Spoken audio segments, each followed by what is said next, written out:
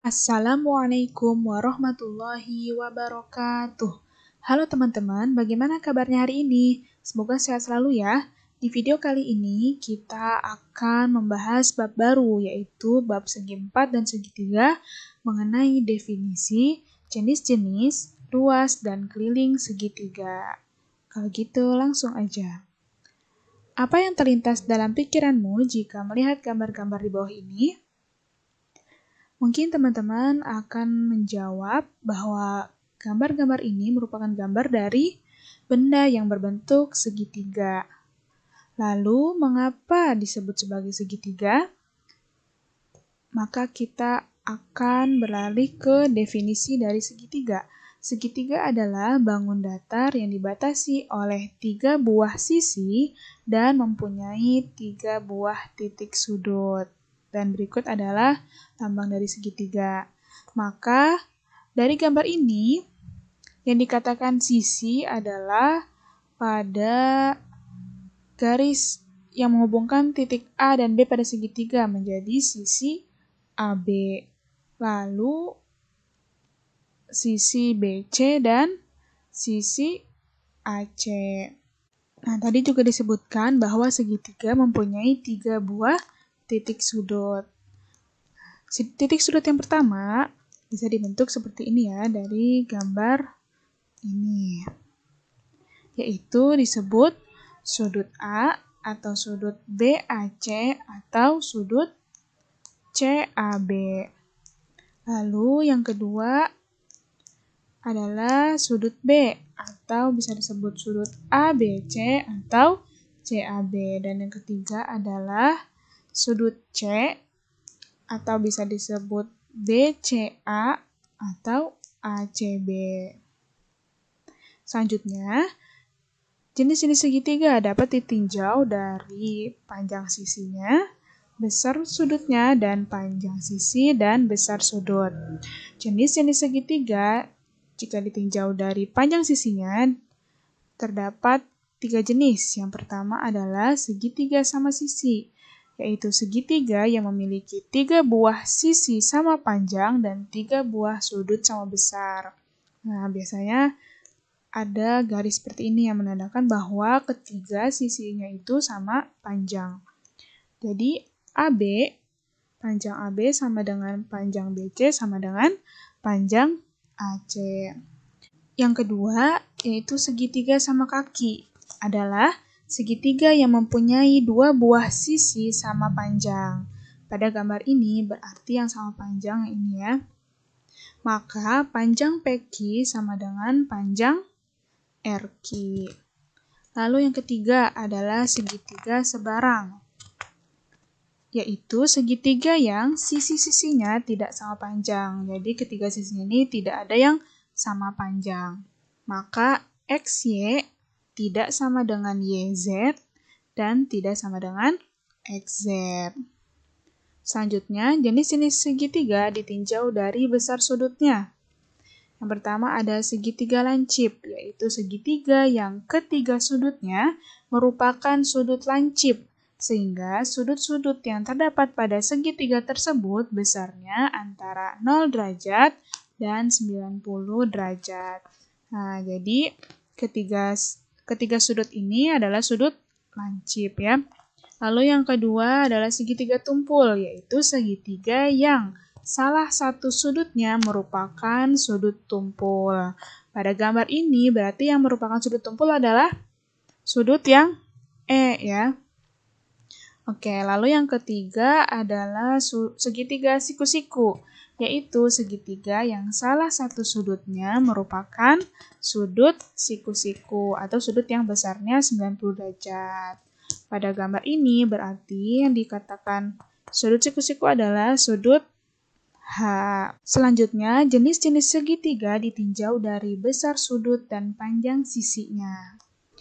Yang pertama adalah segitiga siku-siku sama kaki, yaitu segitiga yang kedua sisinya sama panjang dan salah satu sudutnya merupakan sudut siku-siku atau 90 derajat. Jadi di sini sudutnya 90 derajat dan kedua sisinya sama panjang. Makanya disebut segitiga siku-siku sama kaki. Kalau yang kedua, yaitu segitiga tumpul sama kaki, yaitu segitiga yang kedua sisinya sama panjang dan salah satu sudutnya merupakan sudut tumpul.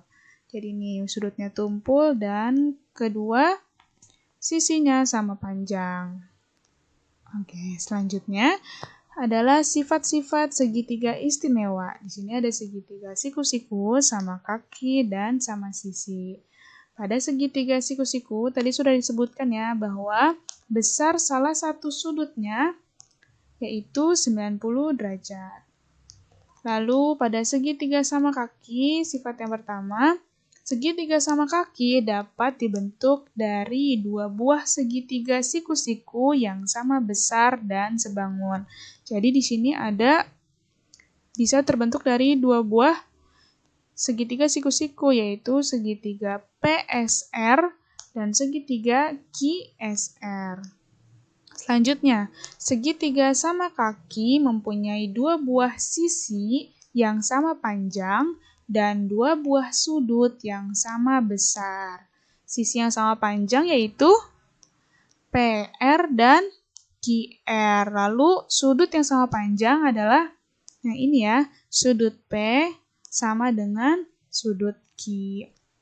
Lalu segitiga sama kaki mempunyai sebuah sumbu simetri. Sumbu simetri itu sumbu lipat ya. Nah, ini dia mempunyai satu buah sumbu simetri. Jadi ketika dilipat ukurannya akan sama dan saling menutupi.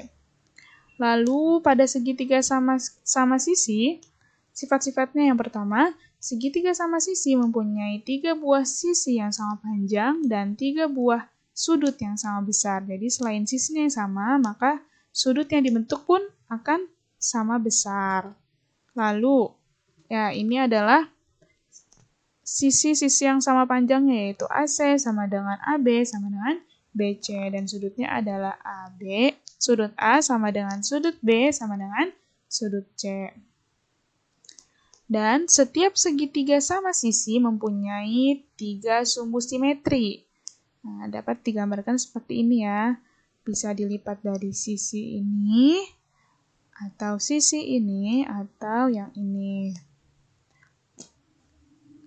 Selanjutnya, jika suatu segitiga memiliki sisi A, B, dan C, maka berlaku salah satu dari ketidaksamaan berikut. Yang pertama, jika A ditambah B, maka dia akan lebih besar dari C.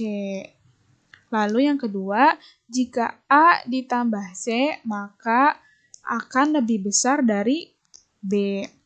Lalu yang ketiga, jika B ditambah C, maka panjangnya akan lebih besar dari A.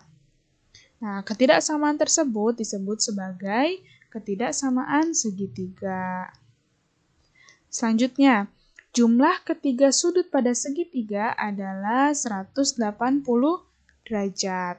Nah, maka jika sudut A ditambah dengan sudut B ditambah sudut C, maka besar sudutnya adalah 180 derajat. Oke, di sini ada contoh soal. Tentukan besar sudut C. Nah, di sini sudut C besarnya dilambangkan dengan C kuadrat. Nah, ingat bahwa jumlah dari besar sudut ini adalah 180 derajat, maka 75 derajat ditambah 65 derajat ditambah C derajat sama dengan 180 derajat. Nah, ini bisa dijumlah. Lalu kedua ruas kita kurang dengan 140 derajat. Didapatlah 40 derajat. C derajat sama dengan 40 derajat, maka sudut C sama dengan 40 derajat. Kesimpulannya, jadi besar sudut C adalah 40 derajat. Selanjutnya, tentukan besar sudut K, sudut L, dan sudut M. Di sini, sudut K besar dilambangkan dengan X derajat. Sudut M dengan 3X derajat, dan sudut L besarnya dilambangkan dengan 2X derajat. Nah, kita akan mencari sudut K dulu ya. Pertama, kita jumlah semuanya. Nah, ini bisa kita jumlah menjadi 6x ya, 1 tambah 3 tambah 2. Lalu kedua ruas kita bagi dengan 6, didapatlah x-nya sama dengan 30 derajat. Maka sudut K adalah 30 derajat. Nah, sekarang kita mau mencari sudut L. Nah, sudut L ini kan 2x derajat ya. X-nya sudah diketahui, 30, maka 2 dikali 30 sama dengan 60 derajat. Lalu dengan yang M, itu sama, dikali dengan 30 derajat, dan hasilnya adalah 90 derajat. Kesimpulannya, jadi besar sudut K sama dengan 30 derajat, sudut L sama dengan 60 derajat, dan sudut M sama dengan 90 derajat. Gampang ya? Selanjutnya, tentukan nilai X dan Y.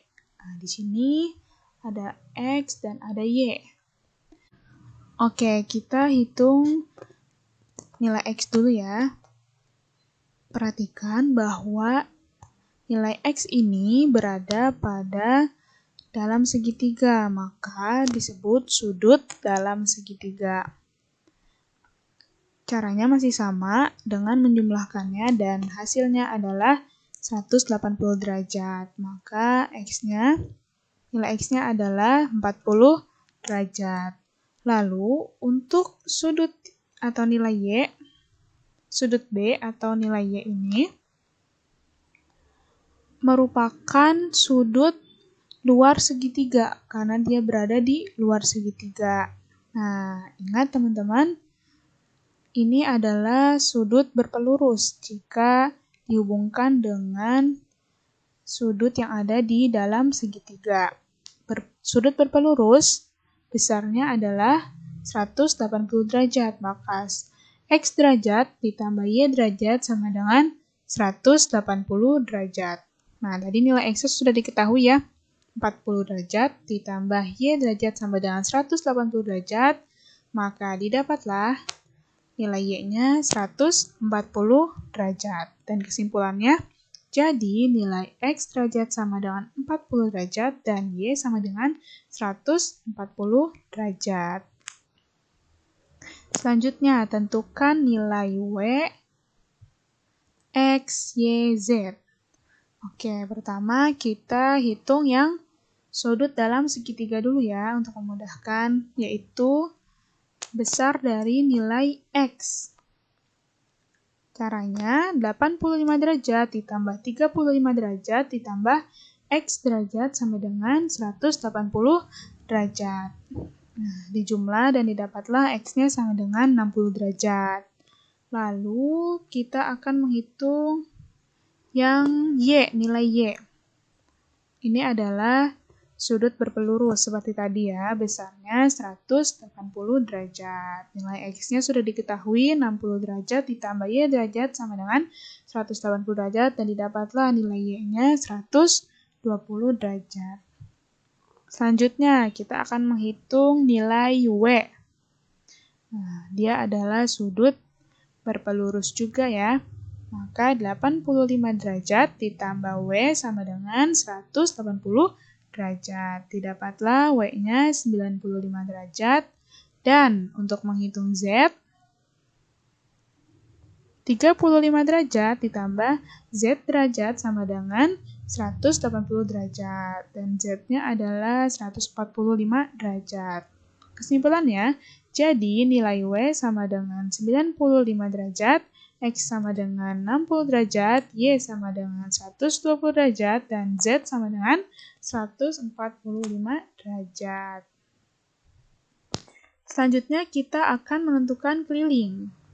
Nah, keliling adalah jumlah dari panjang sisi-sisi yang membatasi. Nah, jadi kalau pada keliling segitiga, ia adalah jumlah dari sisi AB ditambah sisi AC ditambah sisi BC. Selanjutnya, menentukan luas segitiga. Luas adalah besaran yang menyatakan ukuran dua dimensi, yaitu suatu bagian permukaan yang dibatasi dengan jelas oleh kurva atau garis tertentu. Nah, selanjutnya, rumus luas segitiga, yaitu 1/2 dikali alas dikali tinggi. Lalu, mana yang merupakan alas dan tinggi dari segitiga ini? Pada suatu segitiga, setiap sisinya dapat dipandang sebagai alas, di mana tingginya merupakan garis yang tegak lurus dengan alas. Jadi, alas segitiga adalah salah satu sisi dari suatu segitiga. Jadi, AC atau AB atau BC itu dapat dikatakan alas. Dan untuk tinggi segitiga yaitu garis yang tegak lurus dengan sisi alas dan melalui titik sudut yang berhadapan dengan sisi alas. Nah, jadi dari segitiga ini kita dapat menentukan tingginya misalnya pada gambar pertama ya. Nah, ini garis AB tegak lurus dengan CD. Yang dikatakan alas adalah salah satu sisi, berarti di sini yang alas adalah AB dan tinggi adalah CD. Karena pada CD ini ia tegak lurus dengan sisi alas dan melalui titik sudut. Nah, ini kan titik sudut ya yang berhadapan dengan alas. Dia berhadapan dengan alas. Maka luasnya rumusnya yaitu 1/2 dikali AB dikali CD. Lalu dapat juga seperti ini. Melalui gambar yang sama dapat juga seperti ini. Berarti ini kan AC tegak lurus dengan BF. Maka yang dikatakan alas adalah AC, yaitu berupa sisinya, dan tingginya yaitu BF. Dan rumusnya yaitu 1/2 dikali AC dikali BF. Nah, dapat juga seperti ini. Pada gambar ini, BC tegak lurus dengan AE. Maka alasnya adalah BC dan tingginya adalah AE. Maka luasnya yaitu 1/2 dikali BC dikali AE. Nah, berarti dari gambar ini kita dapat menentukan 3 alas yang berbeda ya. Luasnya dapat dihitung dari 3 alas dan tinggi yang berbeda. Selanjutnya, contoh soal mengenai keliling dan luas segitiga. Permukaan sebuah kotak perhiasan berbentuk segitiga sama kaki dengan panjang sisi yang sama 12 cm dan panjang sisi lainnya 30 cm. Jika tinggi permukaannya 9 cm, tentukan keliling dan luas permukaan kotak perhiasan tersebut. Di soal diketahui bahwa kotak perhiasannya berbentuk segitiga sama kaki, berarti seperti ini ya. Nah, lalu panjang sisi yang sama adalah 12 cm. Panjang sisi yang sama pada segitiga sama kaki adalah di sini dan panjangnya 12 cm. Selanjutnya panjang sisi lainnya 30 cm. Berarti tersisa ini 30 cm. Dan tinggi permukaannya 9 cm. Tingginya 9. Nah, ini kan alas. Ingat, tadi tinggi adalah garis yang tegak lurus dengan alas. Berarti yang ini dia tingginya 9 cm. Dan yang ditanyakan adalah keliling dan luas permukaan kotak perhiasan tersebut. Untuk keliling berarti kita menjumlahkan panjang ketiga sisi ini. 12 tambah 12 tambah 30, hasilnya 54 cm. Dan untuk luasnya, yaitu setengah dikali alas kali tinggi. Tadi sudah diketahui bahwa alasnya adalah 30 dan tingginya 9 cm. Hasilnya 135 cm persegi. Ingat ya, teman-teman, kita harus menyebutkan satuannya. Untuk keliling, satuannya adalah cm atau bisa juga meter atau yang lainnya. Tapi kalau untuk luas segitiga, itu ada tanda kuadratnya atau disebut persegi. Jadi, luas segitiga ini 135 cm persegi. Atau bisa juga misalnya ini dalam satuan meter, berarti meter persegi. Jadi, kesimpulannya, keliling permukaan kotak perhiasan tersebut adalah 54 cm dan luasnya 135 cm persegi. Selanjutnya, sebuah taman berbentuk segitiga. Segitiga sama kaki dengan panjang sisi yang sama 3 cm, panjang sisi lainnya 10 meter, dan tinggi 12 meter. Jika tanah tersebut akan ditanami rumput dengan biaya 60.000 per meter persegi, hitunglah keseluruhan biaya yang diperlukan. Nah, di sini diketahui bahwa tamannya berbentuk segitiga sama kaki. Panjang sisi yang sama 13 meter, panjang sisi lainnya 10 meter dan tingginya 12 meter. Nah, kita akan menggunakan konsep luas segitiga. Kenapa kita menggunakan konsep luas segitiga? Karena di sini ada kata-kata jika taman tersebut akan ditanami rumput. Nah, berarti seluruh area ini akan ditanami. Nah, ingat ya, luas itu berupa area. Berarti kita menggunakan rumus luas segitiga. Setengah dikali alas dikali tinggi. Nah, alasnya 10, tingginya 12, luasnya adalah 60 meter persegi. Selanjutnya, biaya untuk per meter perseginya atau per 1 meter perseginya itu 60.000. Kalau kita butuh 60 meter persegi, berarti 60.000 dikali 60 meter persegi ya. Hasilnya adalah 3.600.000. Jadi, keseluruhan biaya yang diperlukan adalah 3.600.000. Selanjutnya, sebidang tanah berbentuk segitiga dengan panjang tiap sisi tanah berturut-turut 4 meter, 5 meter, dan 7 meter. Di sekeliling tanah tersebut akan dipasang pagar dengan biaya 85.000 per meter. Berapakah biaya yang diperlukan untuk pemasangan pagar tersebut? Ada soal diketahui bahwa sisi yang paling pendek besarnya 4 meter, lalu 5 meter, dan yang paling panjang besarnya 7 meter atau panjangnya 7 meter. Nah, di sini diketahui bahwa sekeliling tanahnya akan dipasang pagar. Nah, berarti di sini dapat diketahui bahwa kita akan menggunakan rumus keliling segitiga. Untuk mencari keliling segitiga, kita menjumlahkan semua sisinya ya. Hasilnya 16 meter dan biaya untuk pemasangan per meternya 85.000. Maka karena ada 16 meter dikali 16, hasilnya adalah 1.360.000. Jadi, biaya yang diperlukan untuk pemasangan pagar tersebut adalah 1.360.000. Sekian dari kakak, kurang lebihnya mohon maaf. Wassalamualaikum warahmatullahi wabarakatuh.